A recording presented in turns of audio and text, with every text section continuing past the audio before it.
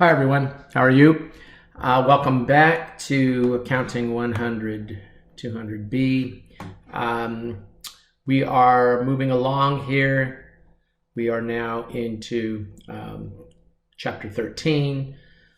You've probably seen the slides, or if you're seeing this, you've seen the slides. And I'm going to go through those, talk to you a little bit about those. Before we do that, though, I just want to give you a couple of heads ups on the syllabus. Note that we are now coming up on chapter 13 this week, and then next week we will have our midterm prep.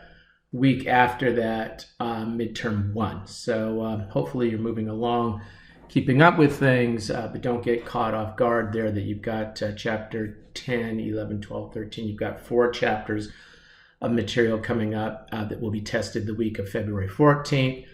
And as I put up the final, the midterm prep for next week, I'll be telling you more about the format, etc. of the final.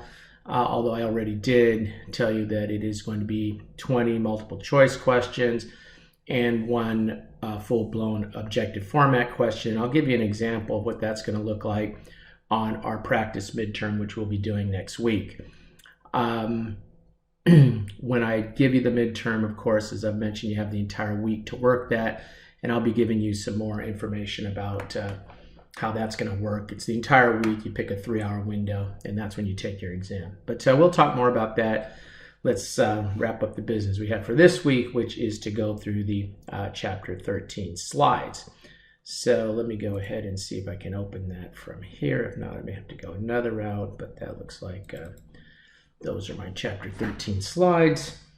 Okay, again, advice is that you have these available with your tablet, etc., so that you can mark up as I go along.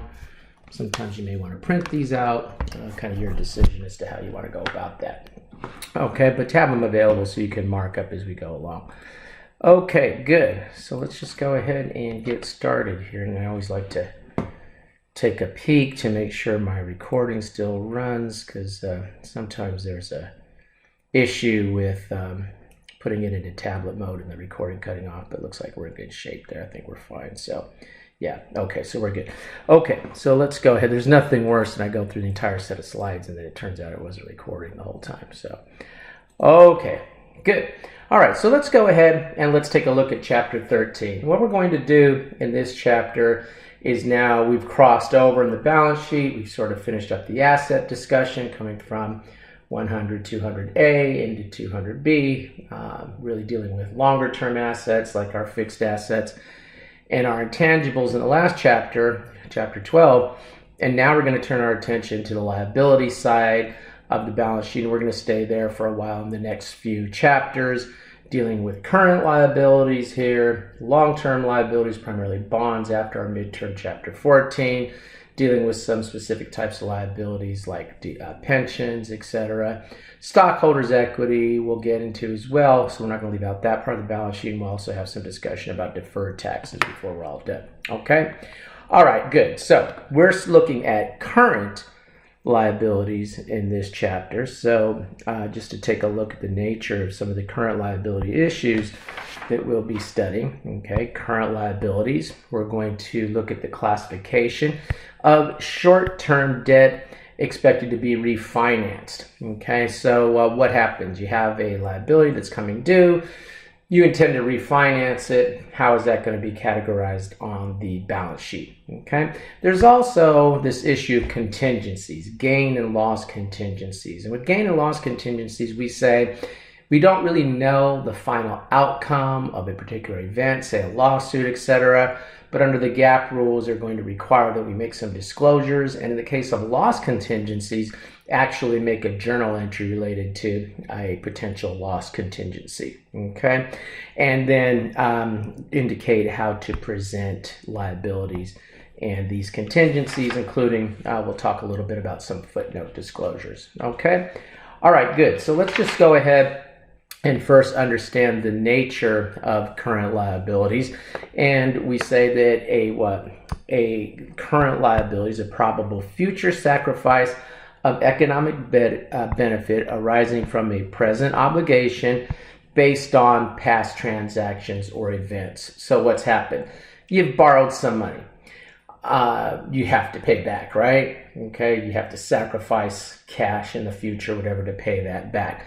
You've bought some inventory. You used the inventory. You sold the inventory. Well, if you bought that on account, obviously you have to pay that back. Okay, so just a fancy way of talking about our bills. Sometimes when I'm first teaching introductory to accounting, and I've had students say, I don't quite understand what liabilities are, and I just tell them, do you know what your bills are? Your liabilities? Okay, so it's basically our bills. We've used something, we received something, we've incurred an expense, we're going to have to pay for that, so we're going to have to sacrifice a future economic benefit, and in many, many cases, the future economic benefit that we have to sacrifice is cash. Okay, so we have our current assets, okay, as we've talked about in 100A, and we're going to be converting those into cash within the operating cycle or 1 year, whichever is longer. Remember, the operating cycle is the period of time between the acquisition of goods and the realization to cash, etc. So inventory is almost always going to be considered a current asset because you are a clothing retailer, you've acquired the latest summer fashion, whatever. You're going to want to liquidate that inventory quickly because next summer, right, it's going to be out of style.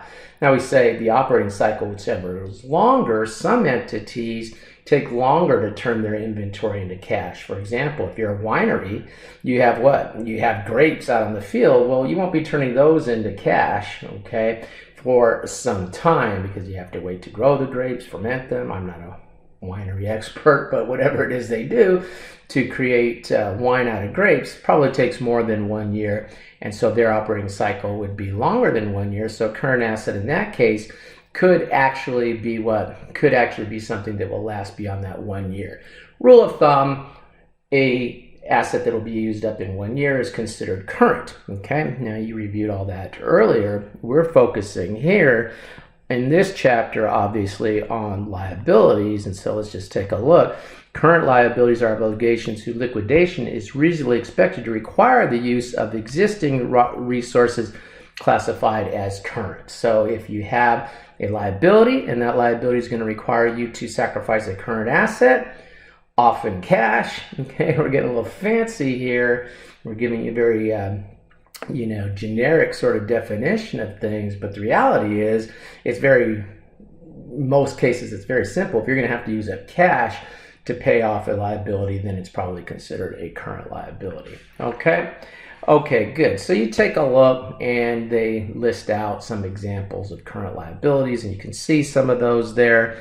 Really nothing earth-shattering, pretty much stuff that you are used to as seeing as a current liability.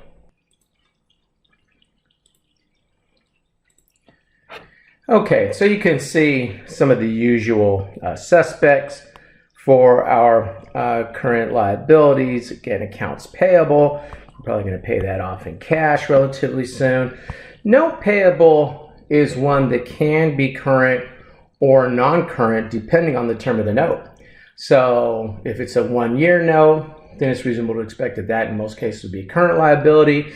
If the note term goes beyond 1 year, say it's a 2 year note, whatever, that's going to be non-current. And even though the mechanics of that note may be very similar depending whether it's current or non-current, it's a question of where exactly does it get classified in the balance sheet in the current section or non-current.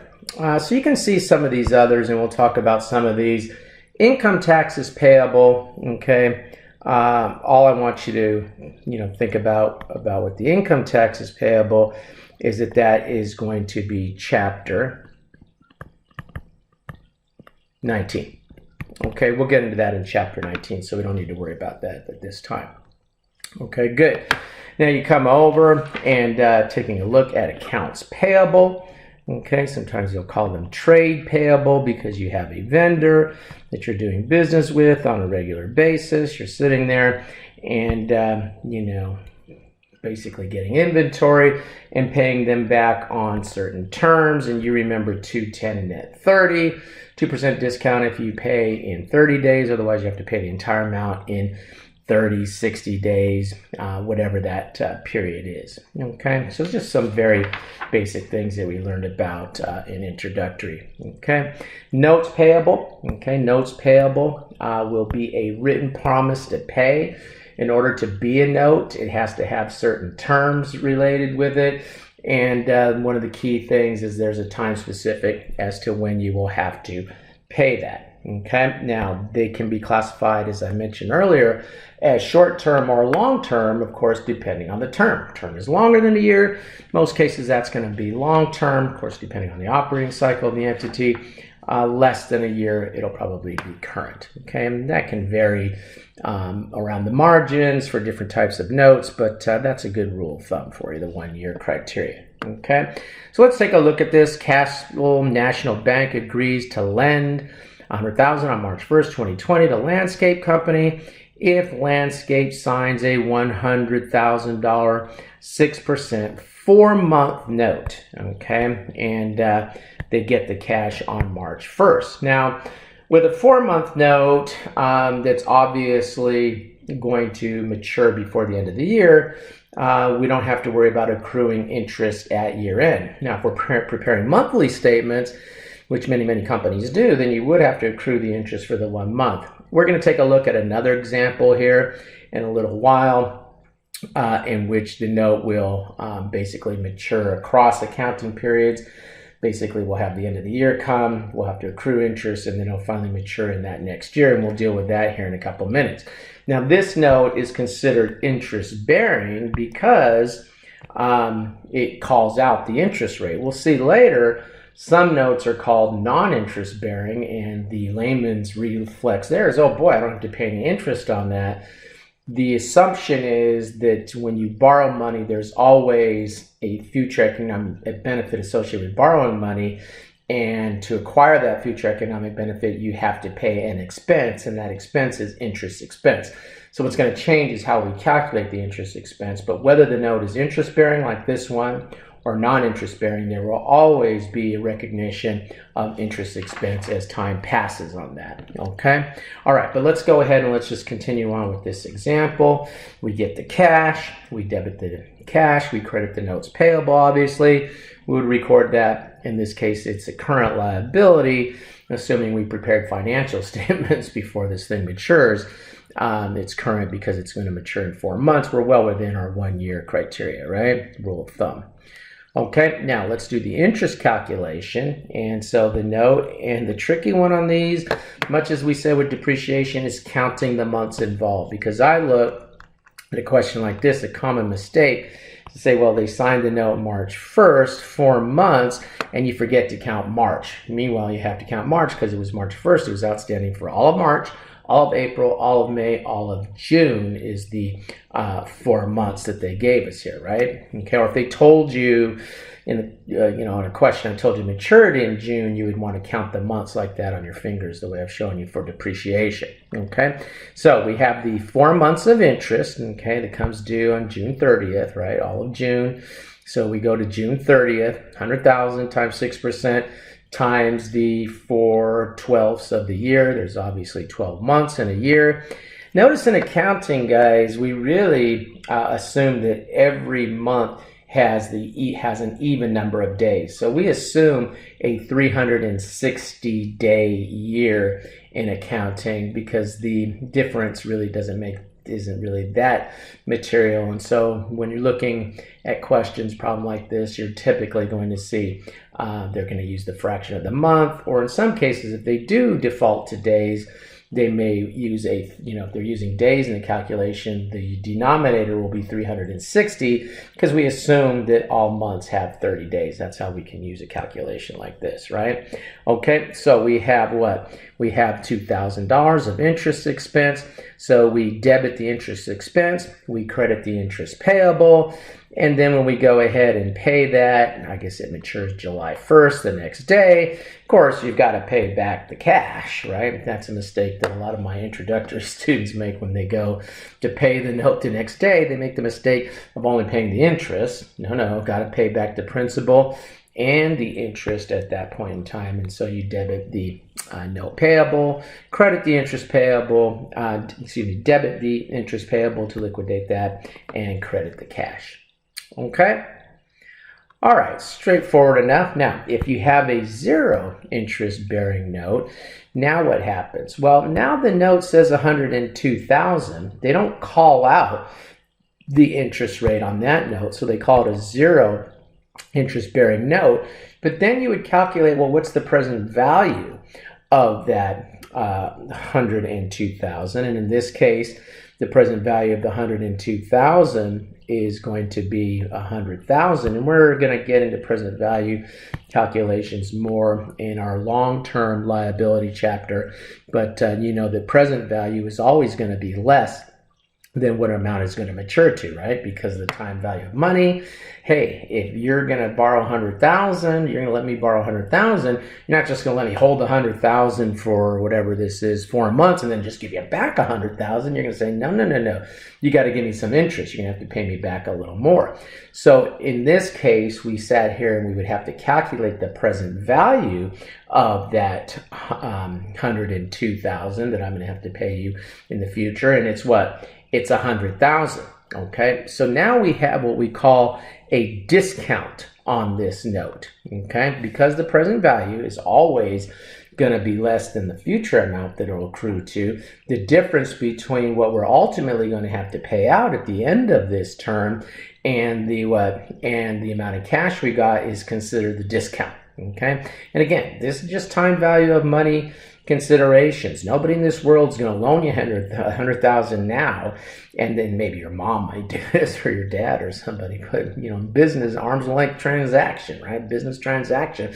Nobody's going to say, "Here you go. Here's $100,000. Just give me $100,000, back at the end of the 4 months or whatever." No, they're going to say, "Here's $100,000, but you're going to have to give me more than that back 4 months from now," unless, they're your mom or your dad, probably the only people in the world that might set up something like that with you. Okay? All right, good. So you come over, and when we prepare this on the balance sheet, okay, we must always carry the note at present value. Okay, now that slide isn't saying that, but I'm going to write that in here. Okay, I'm going to write that in. And sorry guys, if you can hear water running, it's not that I have a leak somewhere. I've got a fountain outside my window here, and I had to open the window because it actually got a little warm in here. So that's that noise in the back. Hopefully it doesn't distract you too much. Okay. All right, good. Now I'm going to just write here present value.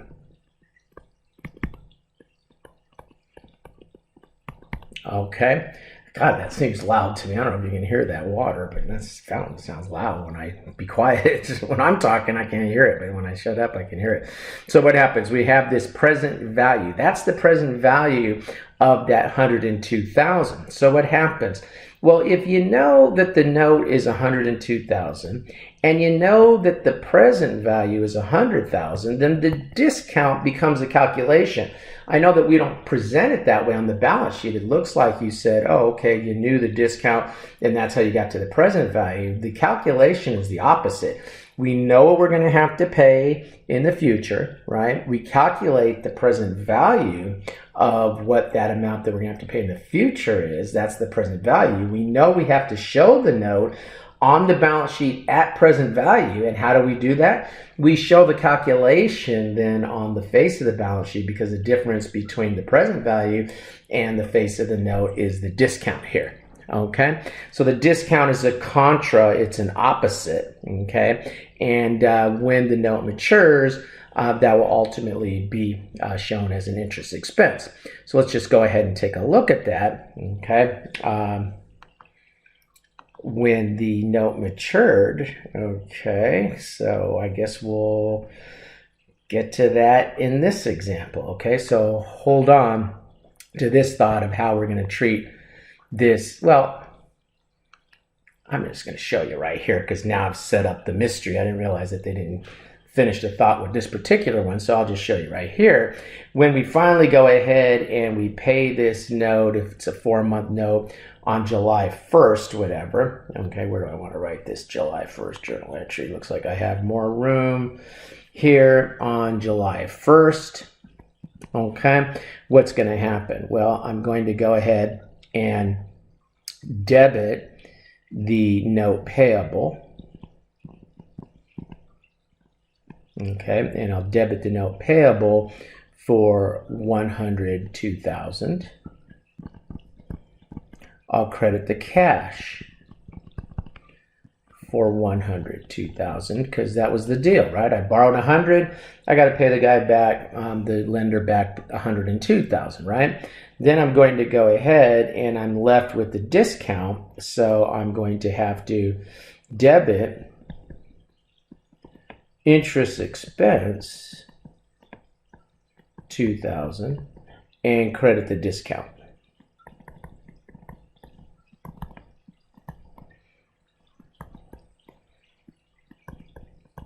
Okay, so they didn't show you that there for some reason, but that's how that would, it's kind of like going to a movie and the film breaks in the middle of the movie and you're like, but what happened? Okay, this is what happened, or this is the sequel, I guess, to this, is that they went ahead and when the note matured on 7/1, they obviously have to pay the note back at the $102,000, and they take out the discount by crediting it, and the difference between what you borrowed and what you paid back is, of course, interest expense. Okay, all right, good. And here's the presentation. That discount is a contra to note payable. All right, good. So let's go ahead and let's review again now. And this question or this example is useful because we're going to have notes that are going to carry across, their maturity is going to carry across into the next year. So we're going to be taking a look at accrual of year-end interest here. And this is probably more challenging for us, more along the lines of the type of thing that I would definitely ask you about in your exam. Okay, so most likely I'm not going to be having notes that finish up nice and easy. They finish up at the end of the, during the year. Generally, what's going to happen is the note's going to carry over into the next year. That's what I really want to test you on more. Okay, so we purchased inventory from this Encino company on account for $50,000.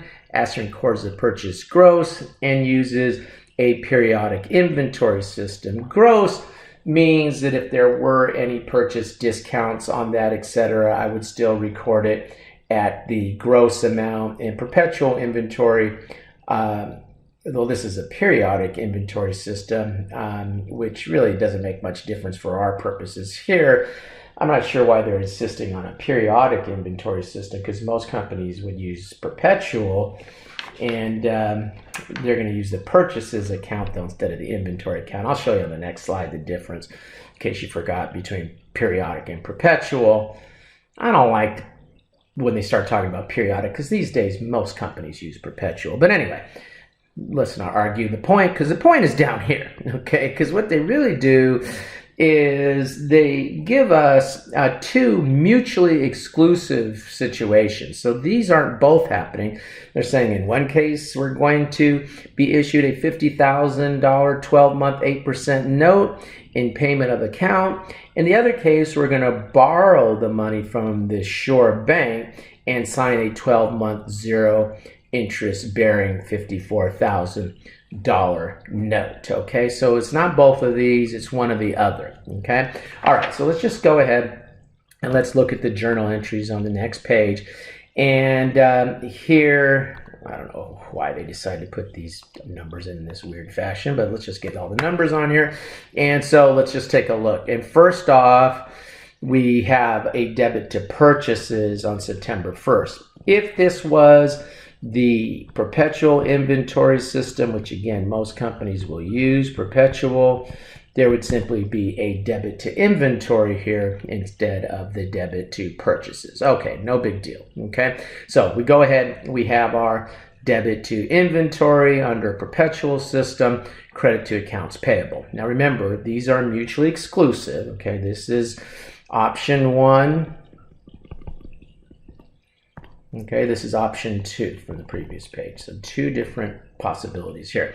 Now, under option 1, where they simply signed the note for the $50,000, and let's just go back just to make sure we're clear on what happened with these options. You got to go back through this nonsense. Okay, this is option 1. This is option 2. Issued a $50,000 12-month 8% note to Asino for payment of the account, and in the other case, we borrowed money from the bank and signed a 0 interest-bearing note. Okay, so what happens? We sit here and we set up what? We set up the accounts payable that we had here. We pay it with this note payable, so we're simply converting the account payable into a note payable, and now we have this note payable $50,000, right? In the second case, we borrowed the cash. Okay, and when we borrowed the cash, of course, we took that $50,000, paid off that account payable. They don't show that here.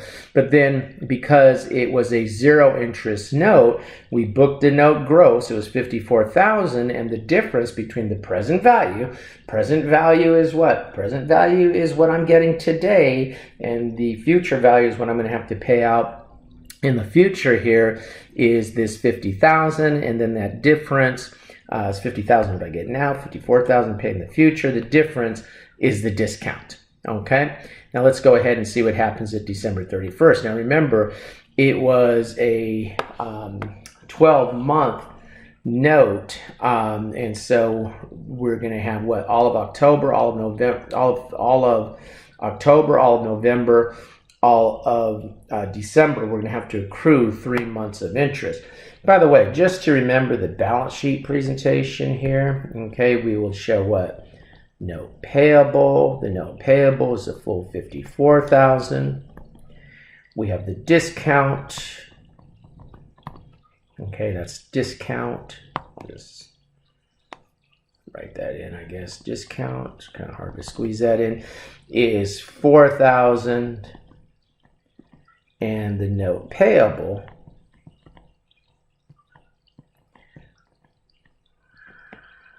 okay, the note payable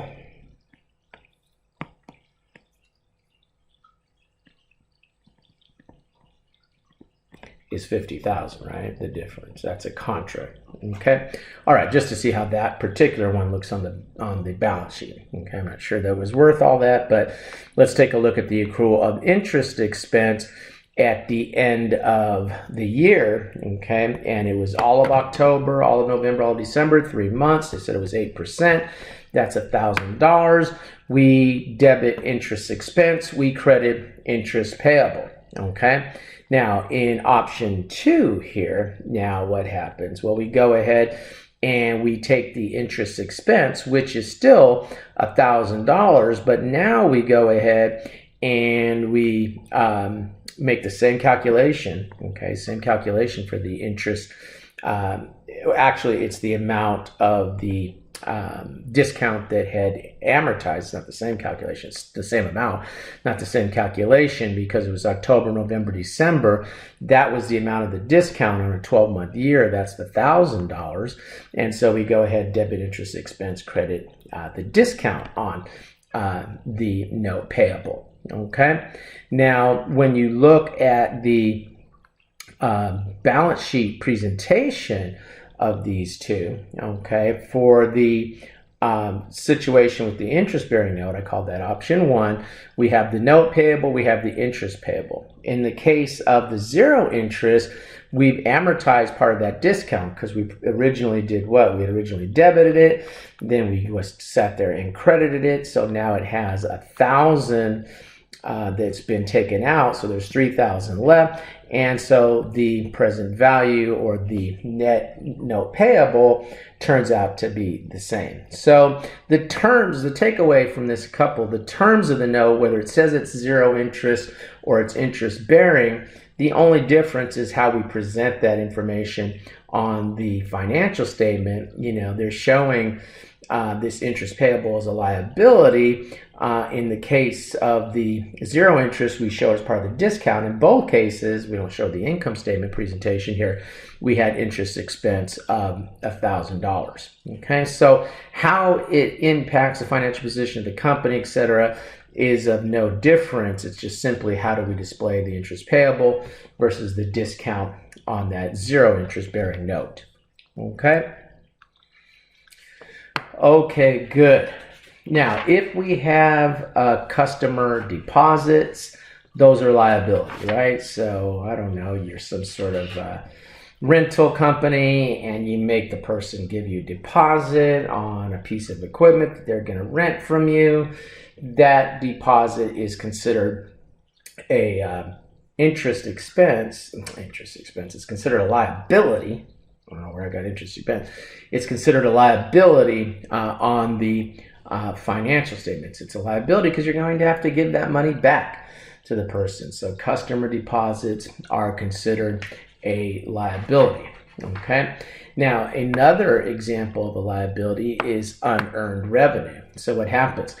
You have somebody pay you in advance, or somebody offers to pay you in advance. Maybe you don't even require it. Somebody says, hey, here's $10,000 a month for 12 months. Here's $120,000. Hang on to this money, and I want you to be available for a concert that you're going to run for me for, each of the next 12 months. Well, what happens? If you don't show up for that concert, what's going to happen to you?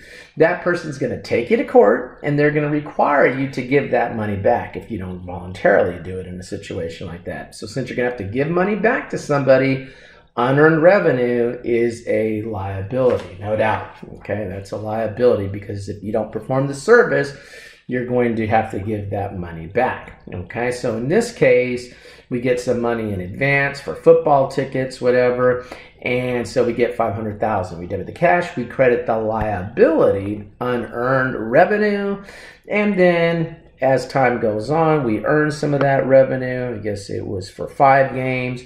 So 1 game goes by, we debit the unearned revenue, we credit the revenue, and we would make that entry each time we provide service. Another game goes by, whatever it is. Okay? Okay, good. Let's go ahead. I think that's a good point to take a quick break, and we'll continue on our discussion here in a couple seconds, okay?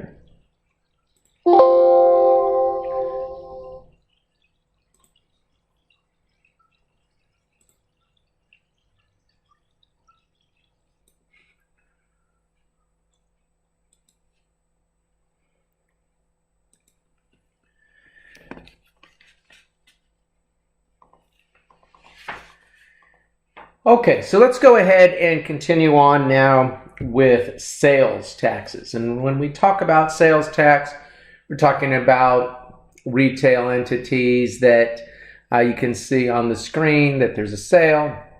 And of course, they have to collect the sales tax on those sales. And then that is due to, for the most part, state government here in the state of California is the one that sales tax are payable to. So if there's a sale for say $3,000, sales tax 4%. That's obviously not California. That's obviously not the Bay Area. We're more around 10%. But say you were in an area where the sales tax was say about 4%, then you would set up the payable for those taxes that are going to be due and payable to the state franchise tax board. Not state franchise tax board, but state board of equalization is the entity that makes sure that sales taxes are properly paid by retail entities like some of those that you saw on the screen. Pretty straightforward. There could be a possibility that the sales tax are going to be figured out retroactively. It seems to me that you would be able to determine your sales taxes as you go, because when you provide a customer receipt, most of the time when I look at the receipt, I see the sales tax right there. And so I don't know that you would have to do it this way, but if they had total sales revenue of $150,000 that they had collected on sales tax, and then they know that they have to remit a certain amount of that over to the state, then you would be able to figure out what your sales were before the tax by doing this calculation here. And then, of course, you would take down your sales revenue and set up the sales tax for the amount that you had determined by sort of backwards figuring out, well, if I had this much, $150,000, I collect some of that was sales tax. How much of that was sales? Difference between the total amount collected and the amount that you figured out was sales by doing this manipulation here. That difference, of course, is going to be your sales tax payable, and you would make the adjustment accordingly by debiting the sales, crediting the sales tax payable. Okay, pretty straightforward stuff there. We're going to be talking about income taxes, and I just want to point out Chapter 19. Okay, we're going to get to accounting for income taxes in Chapter 19, almost not worth mentioning here. So just stay tuned for that a little bit later in the class, okay? Okay, good. Now you could also have employee-related liabilities. Primarily, we're talking about payroll tax, so we're talking about what happens when an employer does withholding for different things like your federal income tax, your state income tax, your Social Security taxes, FDIC, etc. In the state of California, you have SDI, and so state disability insurance. So they start to list some of those things. A little slow on the slide there. Those are the type of payroll taxes that we're talking about. Okay, so you come over to the next slide, and nothing earth-shattering here. You pay somebody whatever, say you have a couple employees, you're paying them $5,000 a month, that's $10,000, and then you withhold for the various types of taxes, your income taxes, again, your federal tax, there was a union dues or something, you set those all up as payable. Now this is basically showing the employee's share of taxes that the entity is withholding, and then will remit over to the various entities that are to receive those amounts. When the employer has the amount of cash here, obviously, is what goes to the employee, and then of course, the employer has to pay a portion of those taxes as well. And so you can see that we would also have to set up an expense and then an appropriate payable for the employer's share of those. I'm not going to test you at all on percentages that are withheld, and that's something that might be done if we were in a payroll tax class, in a community college or something. Again, we're big picture here. We're talking about current liabilities, of which payroll taxes, I just want you to know, are an example of a current liability that an entity would incur. Okay? Okay, good. Now, compensated absences. Now, what happens?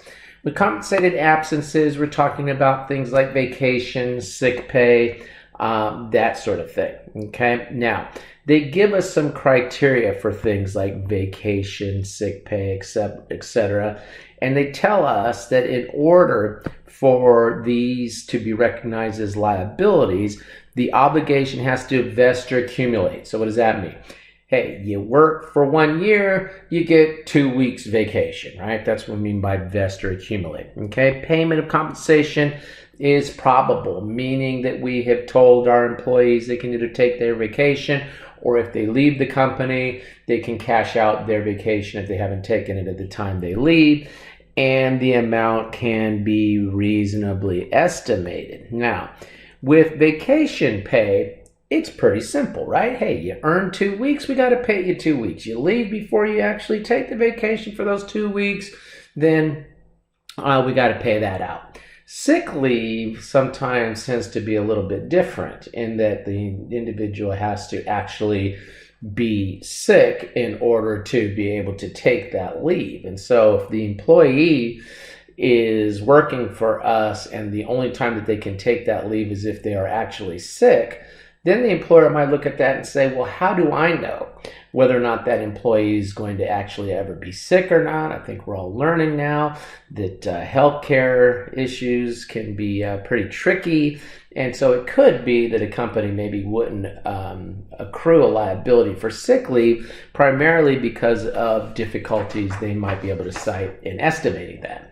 Okay, so we take a look and we could see on the next slide, along with other liabilities you can see here in red, compensated absences would be something that a company would report on their balance sheet. So just to get a sense as to how that would come up, we could see that we go ahead and as employees earn their vacation, we will set up the salary and wage expense in the period that they earn it. Let's look at this example, make sure we're all clear to how this is working. So Umtron Inc. employs 10 individuals and pays each week $480 per week. Employees earn 20 unused vacation weeks in 2020. So it's 2020, okay, that they're going to go ahead, $480, 20 weeks. And so that's the $9,600. We set up the wage expense in 2020, the period that they earned it, and set up the payable by the end of that year to make sure our financial statements are appropriately showing the liability for what was earned in 2020. Okay. Now, what happens in this particular example, though, even though the employees earned that sick leave in 2020, they don't get around to taking the in vacation until the next year in 2021, and by that time the employees now are making $540 a week. No problem. If that's the case, you go ahead and in 2021 you're going to debit the payable for what the original amount of the payable was. That's that $9,600 up there. Then what? Since they're making more per week now, they make $540 per week. Of course, you have to pay them what they're actually making at the time they take the leave. You don't say, hey, well, when you earn that, you were only earning, the $480 number, so we're only going to pay you $480. They say, no, wait a minute, I make $540 now, right? So you got to pay them what their prevailing wage is at the time, and then you simply take an expense for the difference between what you had set up as a payable in the earlier year at that lower wage amount and what you actually end up paying them in their salaries later on when most of the time they're making more by that point. If for some strange reason, which that's unusual, they were making less, then you would simply credit the payroll wage expense in that period. Change in accounting estimate, we deal with that in the period of change and going forward. But that would be highly unusual. Generally the case is right here. They're making a little more. You just take that additional amount as payroll expense in the period that you actually are paying them out for the time they're taking. Okay, good. Employee related liability now, bonuses. Okay, let's just go ahead and take a look at that. So we tell somebody going over to the next example here now that they're going to get a bonus of $10,700, right? So we go ahead, we pay them set up the bonus at the end of the year, December 31st, 2020, because it's based on the 2020 wages or 2020 performance, whatever it is the bonus is being based on. And then, of course, you would go ahead and pay that out to them at a later date when they actually get paid. So you just go ahead and liquidate the payable at that point in time. Okay? All right, good.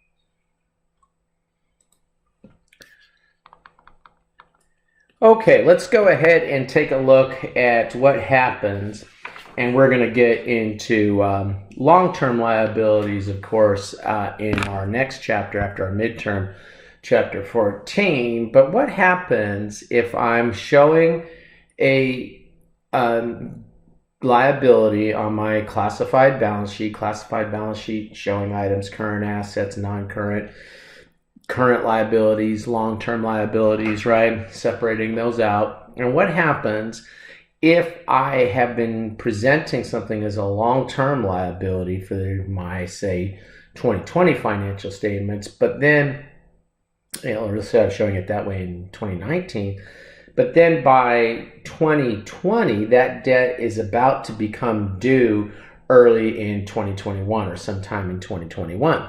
Well, the accounting standards say, well, if that's the case, then you're going to have to reclassify that debt as no longer being non-current, but as being current. So I would go ahead and debit the non-current, debit the long-term liability, say $100,000, credit the current liability, $100,000, to reclassify it from non-current to current. Simple reclassification entry.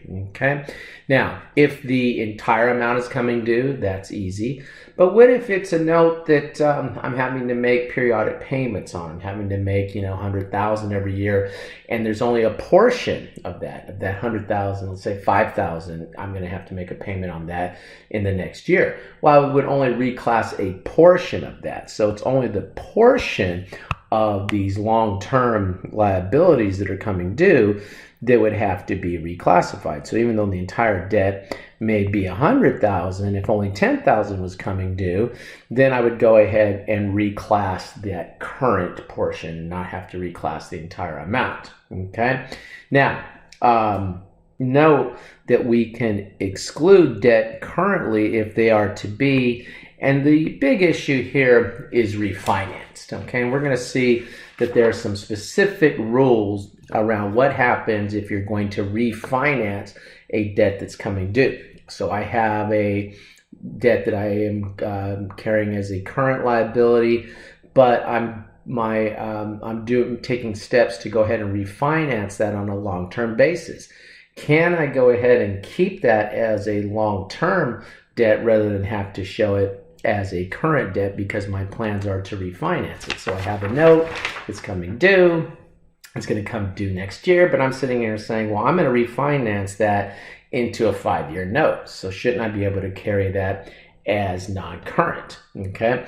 Well, first off, it's something that I don't really see them talking about here, but let's say I actually refinance that before the year end. Okay. If I actually go ahead and refinance that, okay, and I refinance it before the year end, then it's clearly going to be carried as non-current, right?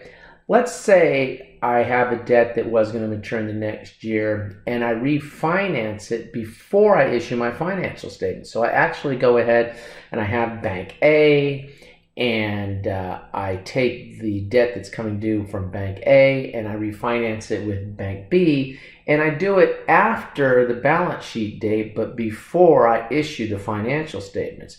Well, then it would be okay for me when I issue my financial statements to carry that as non-current. Okay. Now, what we're dealing with here is what happens if I don't actually refinance it, but I have a contract in place that will allow me to refinance that if I decide to take that action. Well, let's go ahead and take a look, and it tells me exclude from current liabilities if one of the both of following are met. The liability is contractually due to be settled more than 1 year, if longer, after the balance sheet date. Or the entity, and this is more the refinancing point, the entity has a contractual right to defer settlement of the liability for at least 1 year after the balance sheet date. Okay, now the key word here, the most important word is what? Contractually. Okay, you can't say, well, I've entered into discussions or I have the intent to refinance. There has to be a contract that will allow you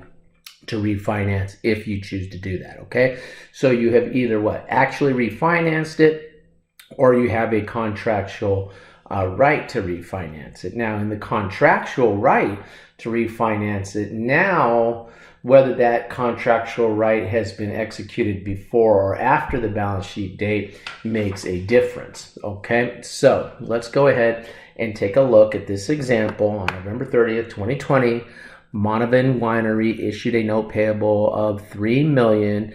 The note is due on February 28th, 2021. So that's meeting the definition of a current liability. And their balance sheet date is December 31st, 2020. Montavon, okay, I guess this type of wine, issued its financial statements on March 1st, 2020. At the time, it plans to extend the maturity date of the loan to June 30th, 2022. So it's going to go all through 2021 and into 2022. And they give me the refinancing events as shown.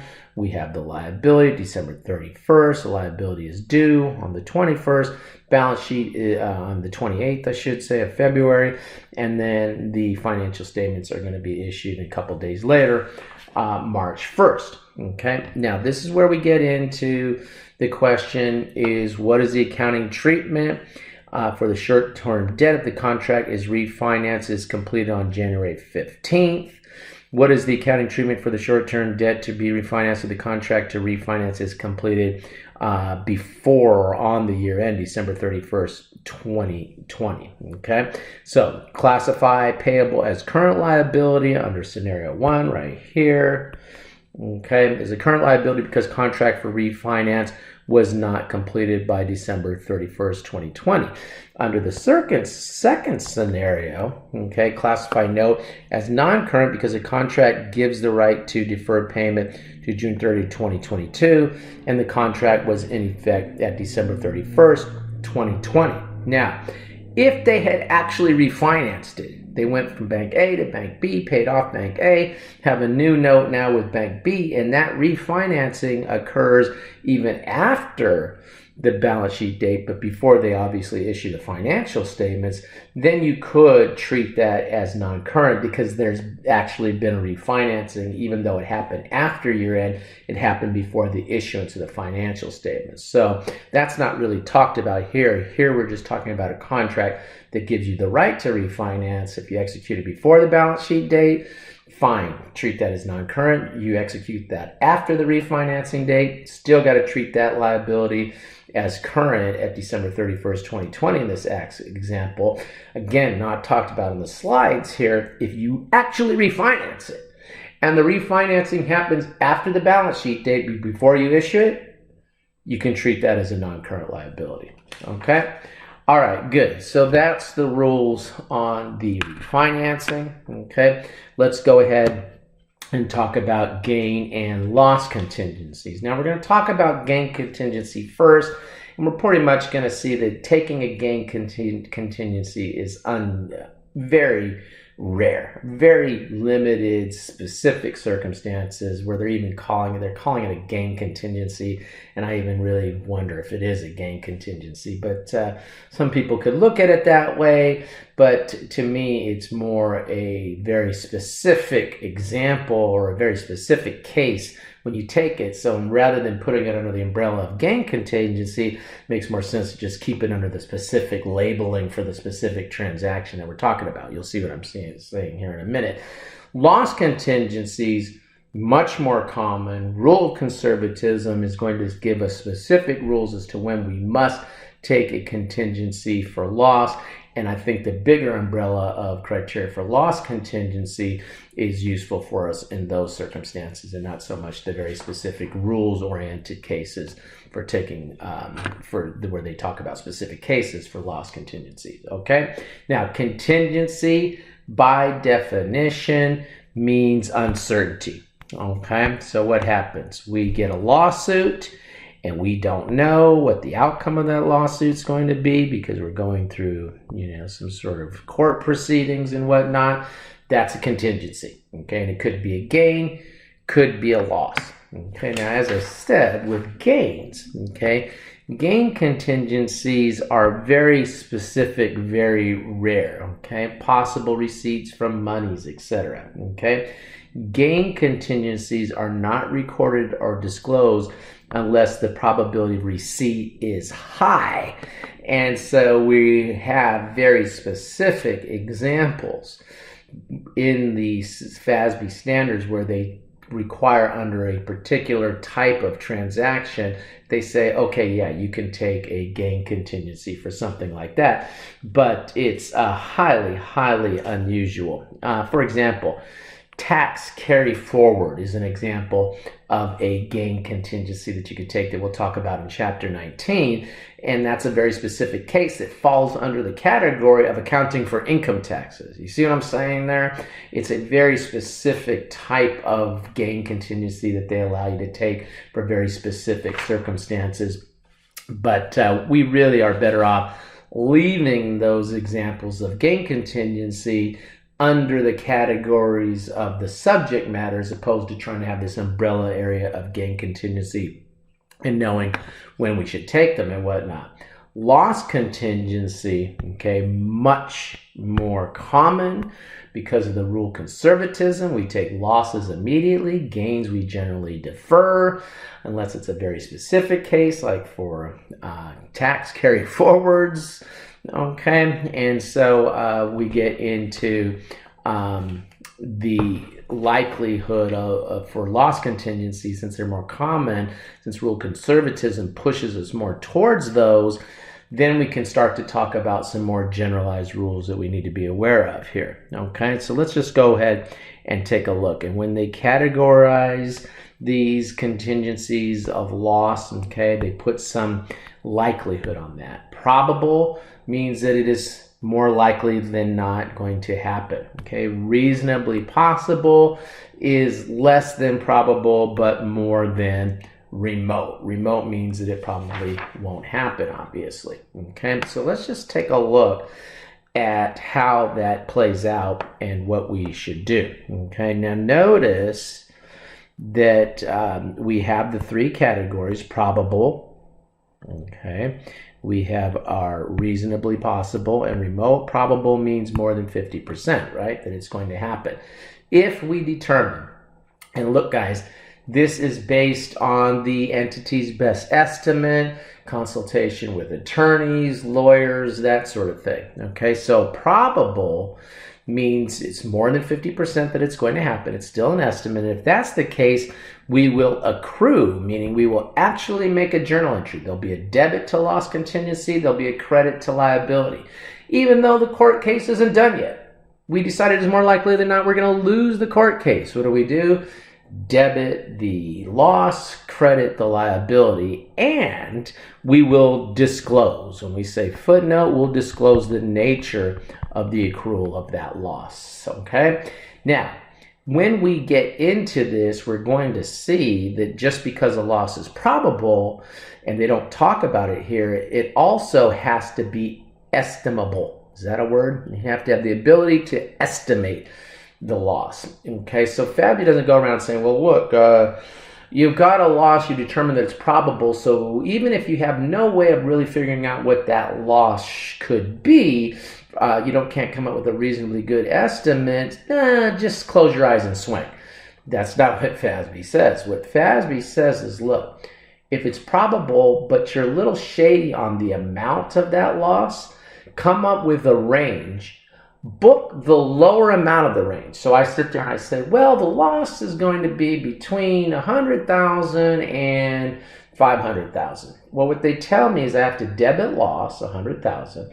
I have to credit liability, 100,000. Okay, I took the lower end of that range, and then I have to disclose right next to that disclosure of that loss that's been accrued, that contingent loss that's been accrued. I would have to also put a footnote that would say, well, we believe the range could be between 100,000 as is what is booked, but it could be as high as 500,000, and I have to disclose a range. The slides don't get into it, your text doesn't get into it, but that is the rule. You have to disclose that range and book that lower amount if it's not estimable. Now, of course, if it's estimable, you say, hey, my best estimate, I'm pretty sure it's going to be a $300,000 loss. Then debit the loss 300, credit the liability 300, and still disclose that you have taken that loss contingency. Okay.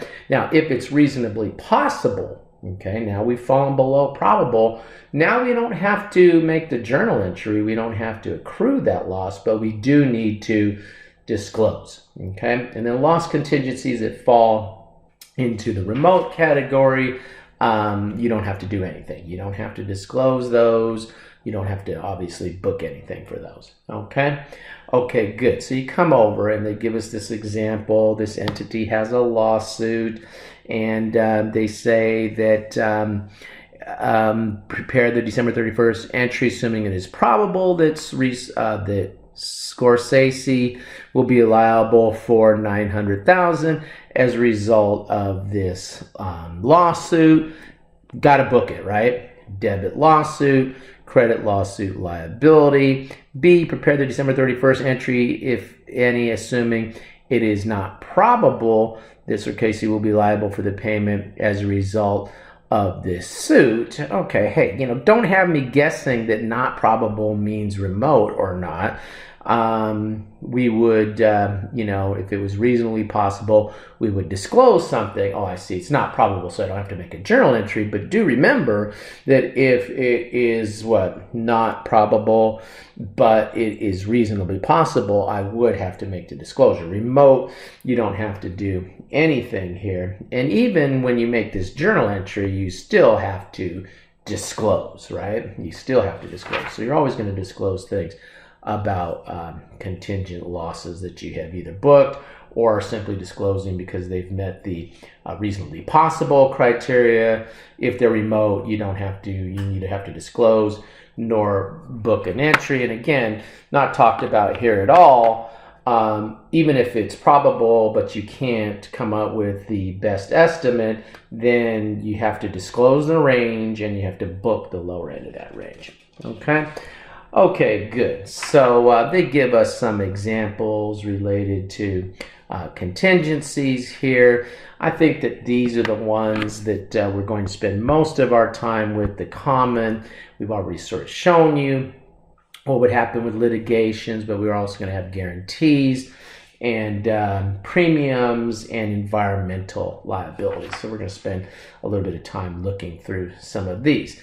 But the rules that we've been talking about really are more generic and would apply consistently throughout this in determining whether or not you're going to do these things. But now we've got some very specific ones here that we're going to look at. So litigation claim and assessment, okay? It includes not only actual pending litigation, but also it could actual litigation, but also pending or threatened litigation. We would need to consider those as well. If you're an attorney, if you're an auditor, there is a requirement that you have direct communication with the client's attorney regarding matters of this nature. Okay, when you're looking at that, what is the time period in which the action occurred? So if the lawsuit was filed or pending based on something that had happened in 2020, then you start considering that loss contingency and the appropriate accounting treatment for 2020.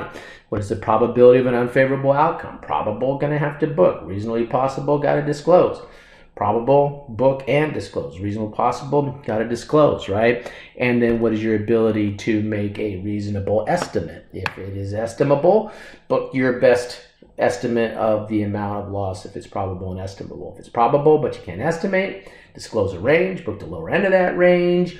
Reasonably possible, disclose, and you may want to even book a range there if you can come up with that. Okay, good. Now let's talk about our loss contingencies dealing with guarantee and warranty. Okay, so what happens? You guarantee something. You say, look, if this person doesn't pay, I'll pay, or something like that. Well, that's something that's clearly going to have to be disclosed. Warranty. You tell somebody, you buy my product, and I will, make repairs on that product if something goes wrong with it. Well, what happens? Well, FASB is going to look at that and say, well, what are the chances that something will go wrong? You should have some sort of way of estimating how often your product malfunctions, and you have to pay out under these warranties. So it's a lot like the allowance for loan loss. And that I sit there and I say, well, I, let my customers pay me over time. I open up account for them. I have account receivable. And my history shows me that some people don't pay. Well, if that's the case, they're saying, well, that sale that you booked is what generated that uncollectible receivable, right? You remember that from 100A. Well, warranty costs work the same way. They say, well, look, you made a sale, and part of the person wanting to buy that was the knowledge that you would back your product's performance at some point in time. So what generated that expense to you is what? Is not the actual failure of the product, but the sale itself. So you have to match your estimate of what you think your liability is going to be under that warranty with the sale at the time of sale. okay? Now, when we look at these warranties, okay, there are basically assurance type warranty and service type warranty. So what happens? Assurance type warranty is basically what comes when you go and you buy something. They had a Best Buy logo up there a little while ago, so I guess it's okay for me to use Best Buy as an example. You go to Best Buy and you buy something from them, and they say, well, the manufacturer warranty is 3 years. Well, that's an assurance type warranty, right?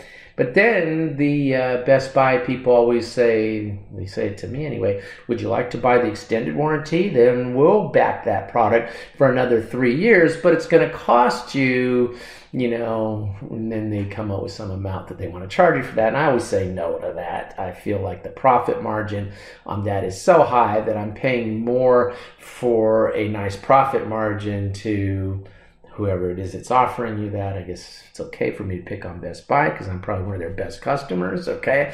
But I think they're making more profit on that than is warranted for what they're offering. So I generally decide not to do the extended warranty, but that is an example of a service type warranty that goes on the assurance beyond the assurance type warranty. Now, that service type warranty is important because they're selling that. And FASB has recently come out and said under the revenue recognition criteria, you might have studied some of this in 100A, FASB is coming out and saying, well, that's a revenue to the entity. And so they have to have performed under that contract to actually start to be able to recognize some of that revenue. And the key thing there is it's a passage of time type revenue that you would be able to take. Okay. All right. So just keep that all in the back of your mind, and let's just go ahead and let's take a look. And guarantee and warranty, okay, should be expensed in the period the goods are provided or the service is performed. Okay, so what happens if we're talking about the service type warranty? That's probably going to be recognized when you made that sale. If we're talking about a service type warranty, then it's going to go into the periods that are covered by that when you'll be able to take that revenue. Okay, this warranty is going to be an expense and it's going to be a liability. Okay, so let's just go ahead and let's look at this example. Okay, and I have to remind myself to slow down on the examples a little bit, guys. I realize I might be going a little quick on these, so let's breathe, John, okay? And let's go through this example. So, Denson Machinery Company begins production of a new machine in July 2020 and sells 100 of these machines for $5,000 cash by year end for a total sales revenue of $500,000. Each machine is under warranty for 1 year. Denson estimates based on past experience, okay? And, you know, you got to keep track of your performance of your equipment and whatnot here. So this is not so much the accountant's job as it is the accountant is getting information from their engineering department, whatever, that's telling them that based on past experience with similar machines, the warranty cost will average $200 per unit for a total expected warranty cost expense of $20,000, right? Further, as a result of part replacement and service was performed in compliance with the machinery warranties, it incurs $4,000 in warranty costs in 2020 and $16,000 in 2021. Okay. All right. Good. So let's just take a look. And of course, you have the sales, the debit the cash, credit the sales revenue. Now, the way they did this, okay, and this is an acceptable way of doing this. I'm going to show you another way that I might do this, but okay, I'm fine with showing you their way, okay? When they have those warranty expenses in 2020, the actual warranty expenses, someone comes and says, hey, my machine broke. What's the matter with you people? Okay, we got to fix it. So we maybe have to pay some cash out to get it fixed. We have to update some inventory. We have to pay some of our employees to fix it. Whatever, those are the credits. The debit is to warranty expense because somebody came in 2020 and said, oh, my machine's broken. What's wrong with you? Fix my machine. And so we go and we fix their machine, right? Okay? And that cost us some money. Now, what happens? At the end of the year, we need to basically catch up and take the entire warranty expense for the sale that occurred in 2020, and they had told us that they estimated the total to be 20,000, right? Now what, on the 500,000 of sales, they decided the total would be around 20,000, right there. Okay, how they came up with that.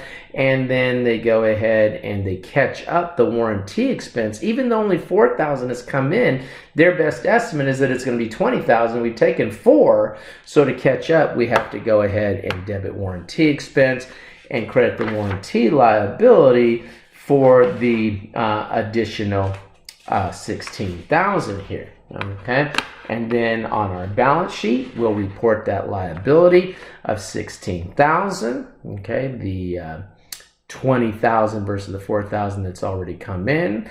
And then for the income statement, we will show the revenue of 5 and the warranty expense of 20. The 4,000 we took originally when we had those first claims that came in, and then this additional 16 up here. Okay, now because there's more room on the previous slide, I'm going to go ahead and go back and say, well, there is another way to do this, okay, which would be at the time of sale.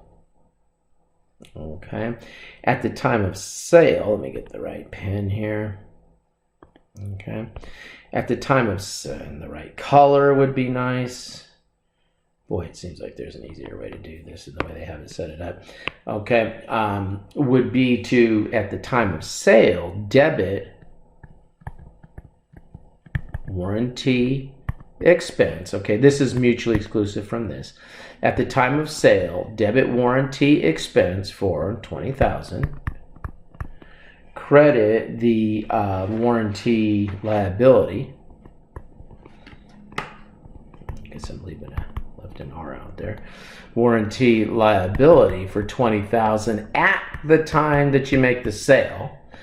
And then when the trouble starts and people start coming in and making the claim, my machine, what's wrong? My machine doesn't work. Then you go ahead and debit the liability, right, at the time the person makes the claim. For, in this example, was 4,000, and then you credit the cash 4,000, and so by the end of the year, you end up in the same place, which is what?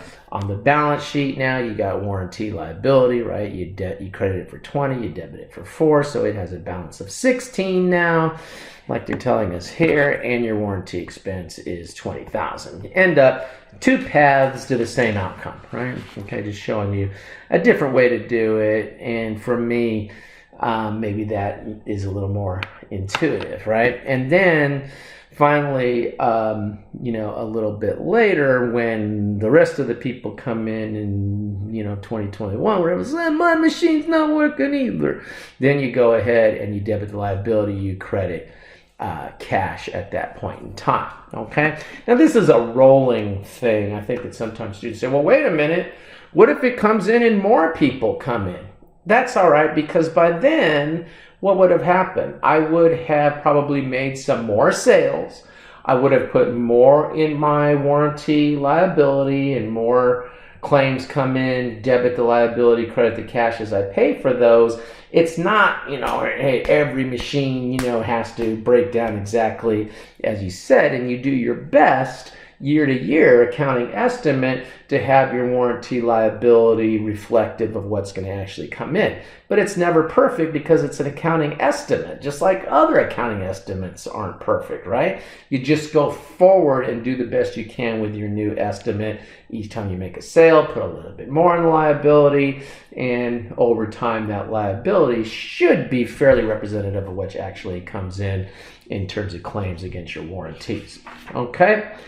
Okay, good. Come over now, and let's take a look at the service type warranty. Again, this is the one where you got the manufacturer's warranty, and would you like today, sir, to pay a little extra for an extended 3-year warranty on top of that? Okay. Again, most of the time I say no to those because I feel like the profit margin that they have on these are just a little too much. It's a sale.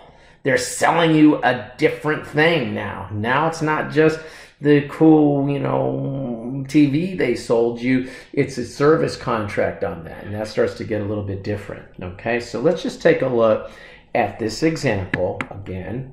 Go slowly through the example. Okay, so let's just take a look. You purchase an automobile from Hamlin Auto for $30,000. No thanks. This already doesn't sound like a good car to me, but okay. On January 2nd, 2020. Okay, so I'm going to purchase the car.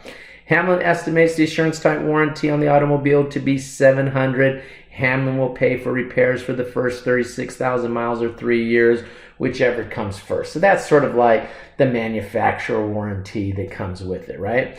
You also purchase, okay, this is having you buy this stuff.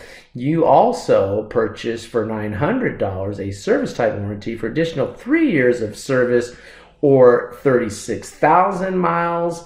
Hamlin incurs warranty costs related to the insurance type warranty of $500 in 2020 and $100 in 2021. And 2022, Hamlin records revenue on service type warranty on a straight line basis. What entries should be made in 2020, the time of sale, and in 2023? Okay, so what happens? We have 500 that comes in, and guys, again, you could set that all up front. I'm not going to show you that example. What they do is they like to first take the expense and then adjust that at the year end, right? So they go ahead and they make the sale, okay, which is the sale for the car plus that 900 warranty, and then they have that as a separate revenue item because that's going to be recognized over time as that starts to extend into those later years, the back 3 years of this deal, right? And then you set up the sales revenue that's just for the 30,000.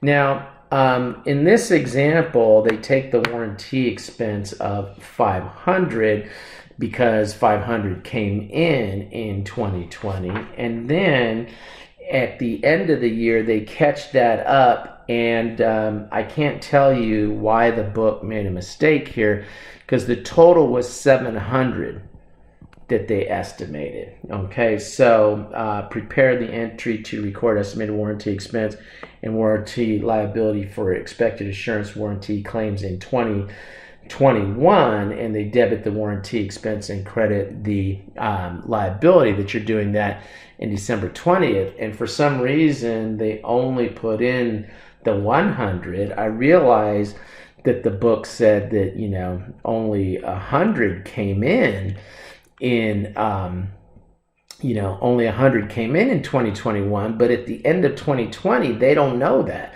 They only know this 700 number. They know that 500 came in 2020. They don't know in December 2020, okay, that only 100 more is going to come in on that. For all they know at that point, they don't have a time machine here. All they know at December 31st, 2020 is 500 has come in, and their estimate was that 200 more is going to come in. So I disagree with the way the book did this. It's got to be 200, okay? So the balance sheet then reports a liability of what? Of 200.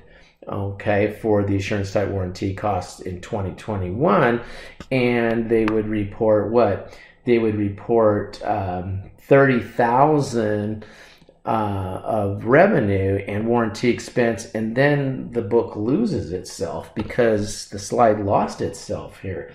Because when I'm looking at this, well, if you had warranty expense of 5, and then you went ahead and credited the liability for 100 the way they wanted to, how would you have gotten up to warranty expense of 700? Because they've only debited for 5 and 1 according to them. So something's not right with the way they did that. So I fixed that. Debit warranty expense 2, 5 plus 2 where I come from here in Hayward is 7.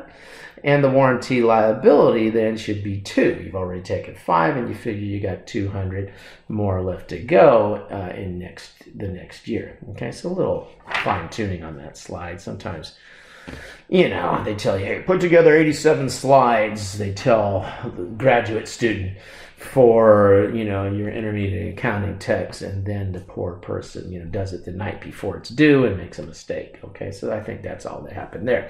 Okay, so we go through those first few years with the contract, and then the new contract takes over, right? And the new contract now is going to do what? Is going to run for the back 3 years. So what happens? During those back 3 years, we would go ahead and debit now that unearned warranty revenue for 300 and credit warranty revenue as we earn that over the 3 years. Okay, and so that would continue for 23, 24, 25. Finally, we've earned all that revenue under that service type contract. Okay, good. Now we come over and take a look at our loss contingencies here. Okay, cost of premiums, coupons, expensed to expense for the period. Okay, so let me back up. I tell you, look, here's a coupon with every box of cake, I think is going to be the example, just to tip forward to the example. With every box of cake you buy, you get a coupon that allows you to, buy a bowl after you gather 10 coupons or something, whatever it comes out to be, box tops, whatever it is. Well, there's a cost associated with that because so many people are going to collect those box tops. I'm not the type, but, some folks like to do that. Collect those box tops and then turn those box tops in and get something back from them. I'm the kind of guy that I lose everything. I go to the thing, they say, would you like to give us your information so that you can, get a card membership and it gives you a coupon? I always tell them that's okay because I know I'm not going to keep track of that, okay? But some people are, smart and they keep track of those kinds of things. And so the entity is going to have to recognize a liability for that type of stuff because there are people, remember, definition of a liability, future economic sacrifice. If you're going to have to make good on a coupon, then you got to recognize a liability for that, right? Okay, so taking a look now, the cost of premiums. Okay, the cost of premiums. Okay, get my highlighter. Okay, boy, they make you fight. Okay, I don't know why I have to hit the pen. If I've chosen yellow, that means I've turned yellow. I want yellow. Now let me just choose the highlighter and we're done. No, if I was on yellow is the pen and I go to the highlighter, then it wants to go back to the color that I was using before for the pen, which I don't want. I want that for the highlighter. Okay.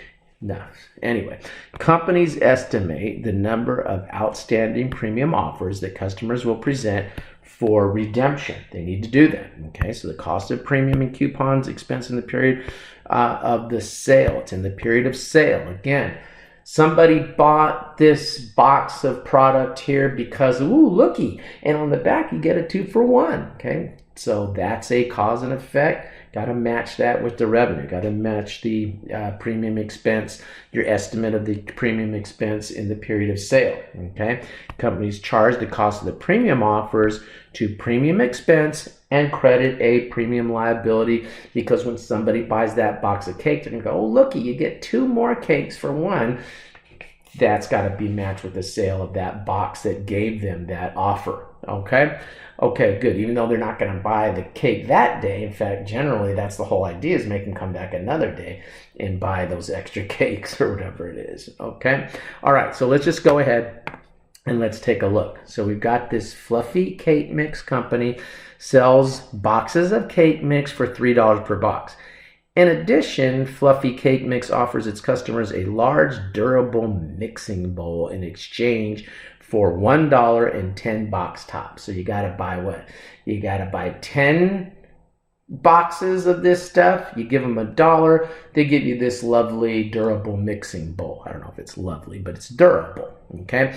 The mixing bowl costs Fluffy Cake Mix $2. And the company estimates that customers will redeem 60% of the box tops. 40% of the people are like me.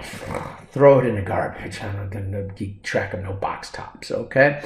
All right, now what happens? During 2020, where I lost myself now, 60%, okay? The premium offer began in June 2020.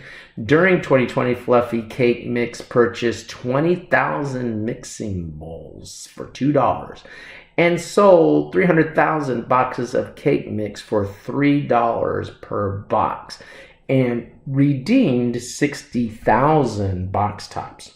Okay, so prepare the journal entries, okay, for the premium. Now, the way they come up with the premium, we did what? We purchased 20,000 bowls. $2 per bowl is what we had to pay for that. So we're going to debit our bowl premium inventory, whatever, 40,000 and credit cash for 40,000. That part's easy. Now we got to calculate, well, how much, let's get the sale down. We sold 300,000 boxes, $3 each. That's $300,000, $900,000. Now we got to figure out, well, what's our liability for the offer of those bowls? Okay, so what happens? Well, we know that 60,000 of the box tops came in, okay? And so 60,000 box tops came in, but you got to get 10 box tops to get the bowl, right? So 60,000 divided by 10, that's 6,000 bowls that we're going to have to give out, right? Because you got to give 10 box tops to get a bowl. 60,000 box tops came in, and they had to send in $1 as well. So we got $6,000 of cash. We debit premium expense $6,000, and we go ahead and we credit the premium inventory. We got 60,000 box tops, but you got to give 10 to get a bowl, and the bowl cost us $2 per, so that's $16,000. That's $12,000. The 6,000 times 2, what we paid for those bowls. Okay, all right, good. Now we want to say, well, what's still out there? What are the number of box tops that are still sitting out there that we have not redeemed yet, that the people are going to come and get those, right? Okay, now they give you the journal entry here in a second, but I just want to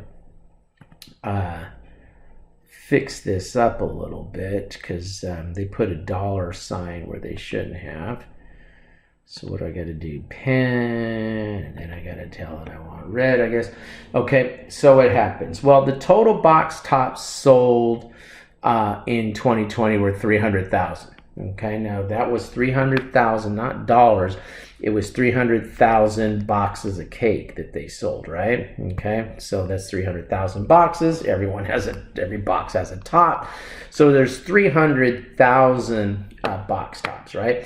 Now, 60% of those will be redeemed, meaning 180,000 box tops are going to be redeemed. No $sign on that. I don't know why they put a $sign. That's 180,000 box tops that will be redeemed. Okay, so we have 180,000 box tops, right? But it's 10 that have to be given to get a bowl. And then the bowl is basically, our cost is going to be $1, because remember, we paid $2, but the customer's got to send in $1 as well, right? So those box tops, and now these are dollar amounts, it's $18,000 worth of bowls are going to be our cost, our net cost on the bowls. We paid $2 for each one of those, but they got to give me $1. We've already had redemptions of $6,000. That is a $sign. They put $signs where they don't need them, and then they don't put a $sign where they do need it. That's $6,000. So that means that what? $12,000 is still outstanding. So in the period of sale, again, we debit premium expense and we credit the premium liability. Okay? Okay, good. Again, these are accounting estimates. If, people start, talk on the street is, dude, the bowl from this cake company is the best bowl ever. You gotta get this bowl. And people are rummaging through each other's garbage to pull those box tops off. Well, then we will have to put more in that liability down the road as our redemption rates go up, and we do our best to hit the right estimate for what we think our liability and our exposure will be for this offer. Okay. Okay, good. Let's talk about asset retirement obligation. And we talked about this example where we were dealing with depletion. And I think I told you that I worked on an assignment when I was working for the federal government where we were seeing that entities weren't paying their fines and penalties. Mining companies weren't paying their fines and penalties when they made some problems with the environment and then didn't fix those problems. And so the federal government came in and said, hey, you got to fix that. And the federal government has problems collecting fines and penalties from pretty much these derelict companies that go ahead and, make money taking coal out of the ground or something and then don't fix up the problems they cause as a result of that and just leave that to, public to, cover the cost of their derelict activity. And then they're allowed to basically get back in business by just filing for a new corporate license and whatnot. Real problem with the environment and the federal government. Okay, but let's say we're not that derelict company. We're a responsible company. If we sit there and when I say it's a problem with the federal government is trying to chase these guys and they're really handcuffed by laws and their ability to go after them. The folks, the career folks at the Office of Surface Mining, I'm sure are, very vigilant in trying to, get the cleanup done. But they're handcuffed to a large extent what they're able to do. Anyway, stop, John. That was an audit I was on years ago. But just now getting to a responsible company would look at all that and say, no, this is a cost of doing business. Okay, I'm going to pay the money when I'm done removing the coal from the ground or whatever it is. I'm going to sit there and I'm going to clean this up. Okay, and so FASB looks at that and says, oh, that's good. We're glad you're a responsible company. And even if you're an irresponsible company, to do the accounting correctly, you need to look into the future, see how much you think you're going to have to pay to clean this all up, discount that, bring that to a present value, and then you're going to have to book a liability at present value, okay, for that amount you're going to have to pay out, could be 10 years from now to clean this mess up, okay? And so what'll happen is they book that liability. And then each year they will have to do what? Each year they will have to accrue that liability based on, they could do it straight line. They could do it based on how much of the total amount of coal they've taken out of the ground. If it's a landfill, how much of the landfill have they filled up at that point in time? If it's 10%, they take 10% of that cost at that point in time. Now, as you can imagine, this could be a gigantic liability that could almost come, bam, hit a coal company, let's say, bang, this huge liability for this cleanup that's 20 years off, but all of a sudden you got to hit that on your books in 1 year.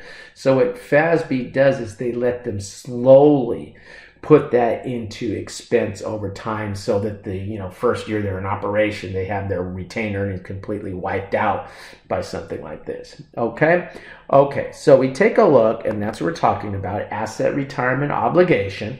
Okay, we're going to use fair value. They give us some different types of things, oil and gas. I use the example of coal, but it could also be mining facilities. There we go.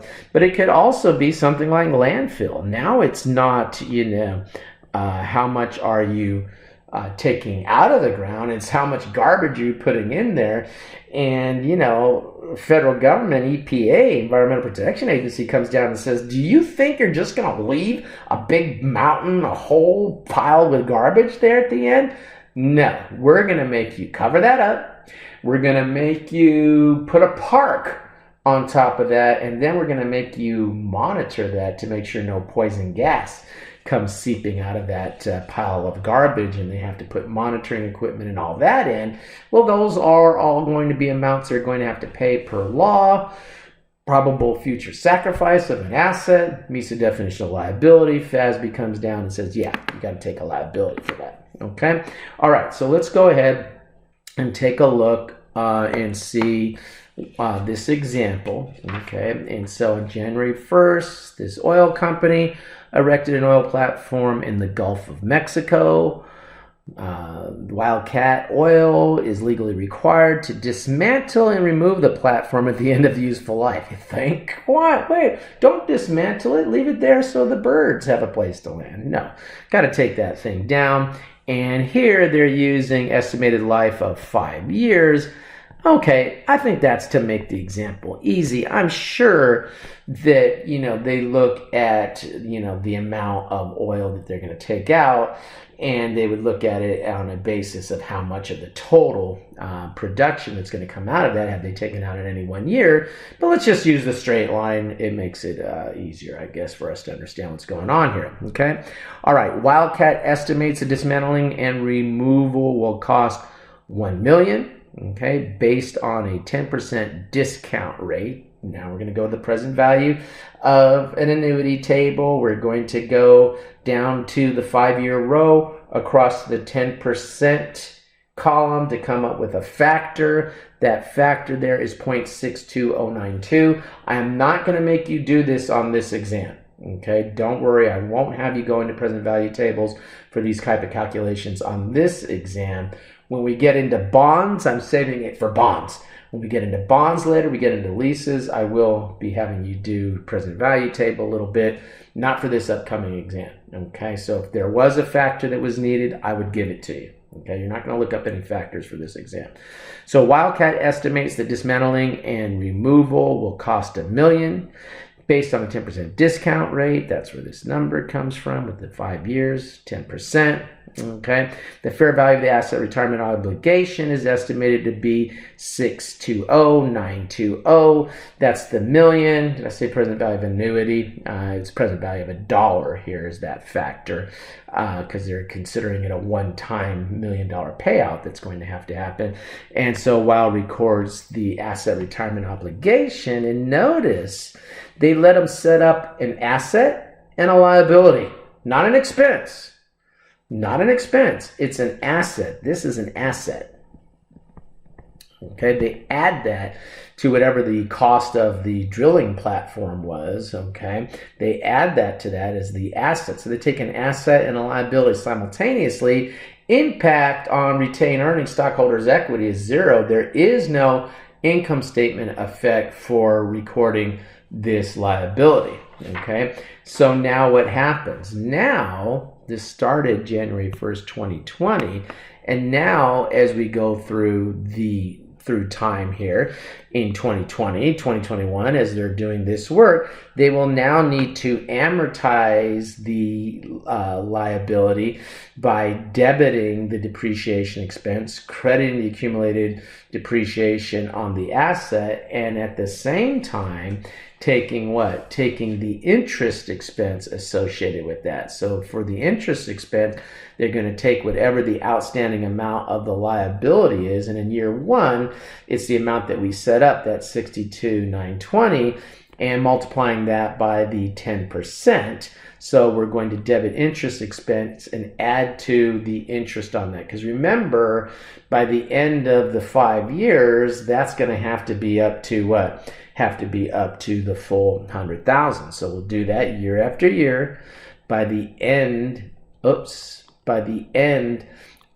the 5th year of this thing, when they're done with this thing, they'll debit the obligation. Hey, counting estimate. If it's a little different, you thought it was going to be 100,000, could be more, could be less. If it's less, it's a gain. If what you have to pay out to dismantle this oil platform is more, then it would be a loss. Okay? Okay, good. So as you go through, you depreciate. And by the way, they showed them just depreciating here on this, the 620,920, the asset retirement obligation portion that they added to the asset account. That's just the retirement obligation part that gets added to that oil platform's cost. I'm sure there was other costs, metal, had to pay the construction guys to put the thing together, cranes on that thing. I don't know what they do in oil platforms. But whatever it is that they have to do, those costs would also be added to the plant asset here, okay, to the drilling platform. That would also be added to that, and then they would depreciate the entire cost, not just the 620, okay? But we just wanted to show you how the 620, the asset retirement obligation part of that overall cost, that overall project, would get rolled in and then depreciated.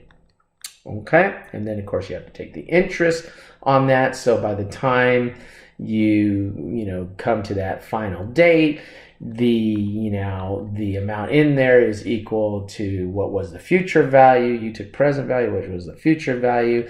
And again, if it comes in at more, it's a loss. If the actual cost is less, like in this example, you have a little gain there. Okay, all right, good.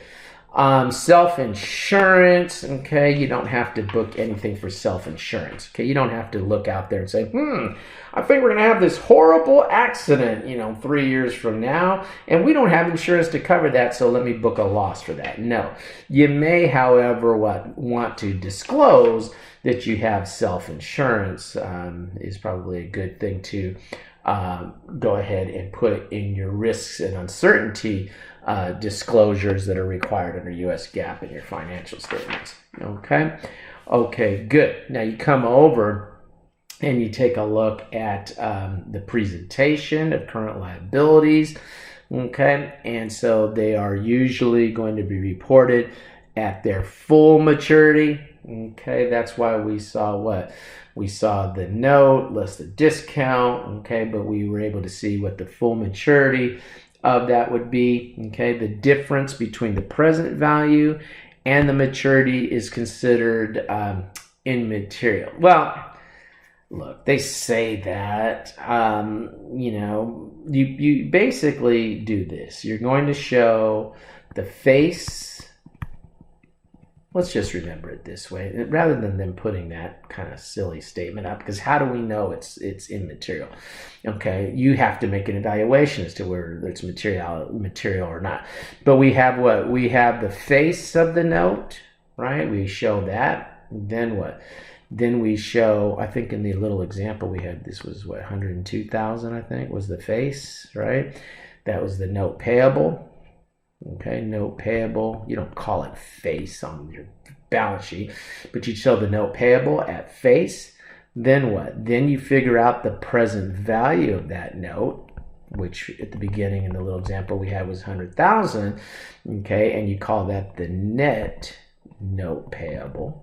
Okay, and then you have what? And then you are able to say, well, okay, since the present value, I only borrowed 100,000 cash, but they made me sign a note that said, non-interest bearing note that said I got to pay them, 102,000 4 months from now or something, then that means, okay, that this note has a discount of 2,000.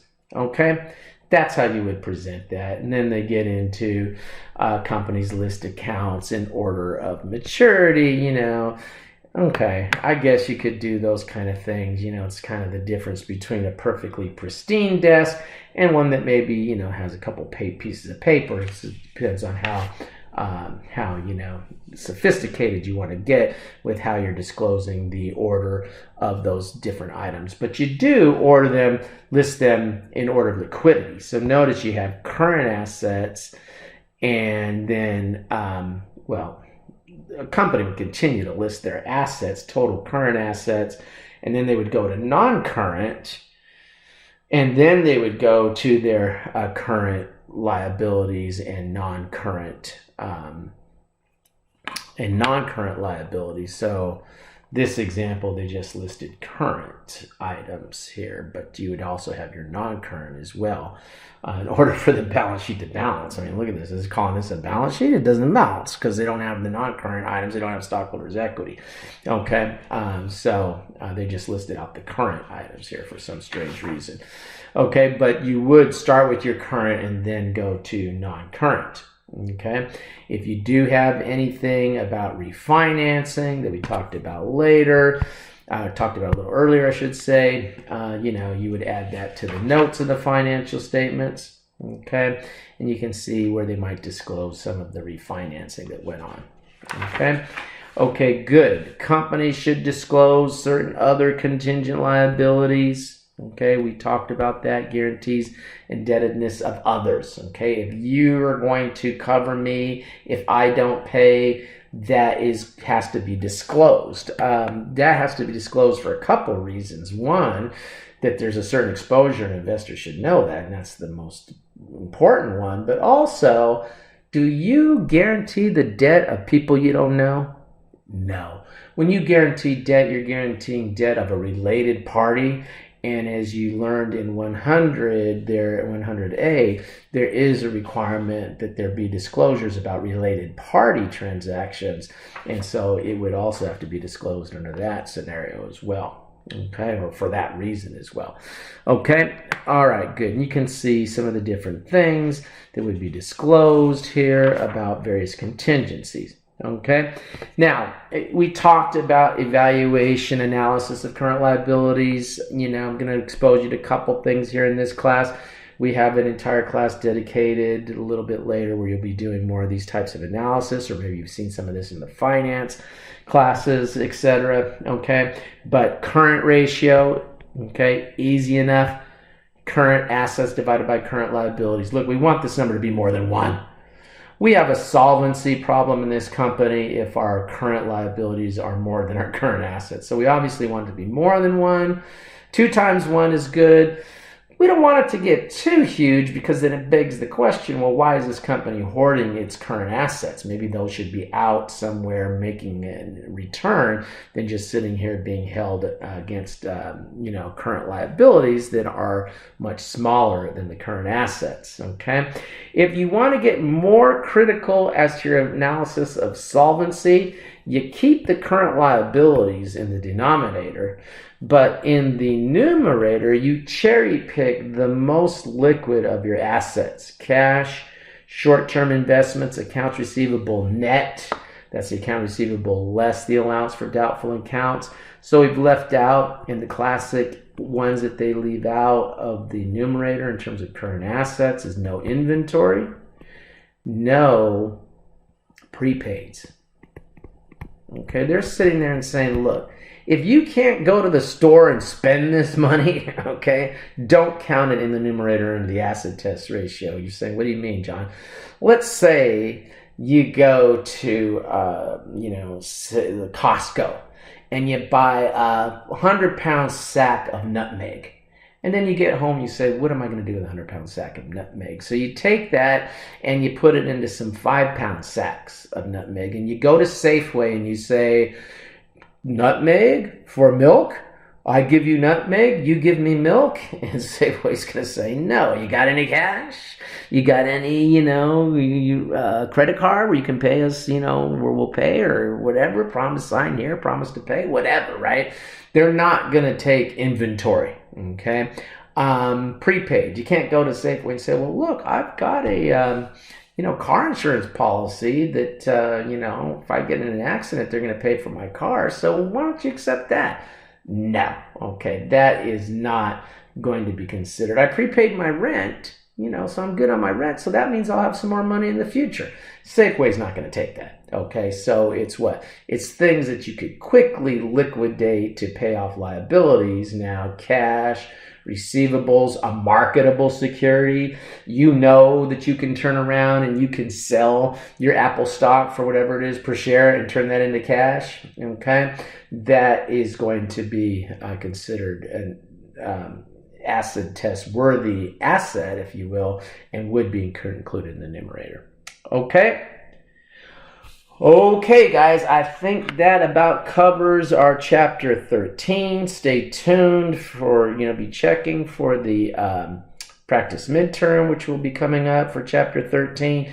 And then the lecture for that, of course. And then as we roll along here now, I'm going to be putting up a practice midterm for you soon that will include questions from chapter 10 through 13, showing you what your midterm is going to look like, and we're going to be prepping with that coming into next week. Okay?